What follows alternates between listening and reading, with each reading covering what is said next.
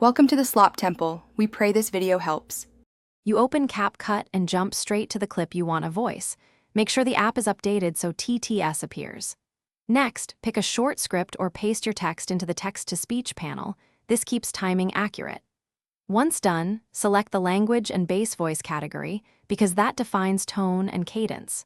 Finally, preview a short segment to confirm pacing before applying to the whole clip. This reduces rework later.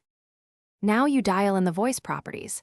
Choose speed, pitch, and any available emotional style to match your visuals. This is where realism comes from. Then, split your timeline into bite-sized sections so each TTS chunk aligns with scene changes.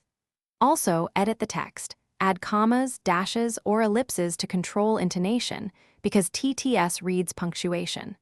Once you've matched a 5 to 10 second segment, preview and tweak until the lip sync and beats feel natural. After fine-tuning, render the project at a standard audio rate like 44, 1K HZ or 48K HZ to preserve clarity. If the voice seems robotic, insert short pauses or break long sentences into shorter lines. That changes prosody and improves realism. Make sure to export a draft and listen on other devices to confirm consistency.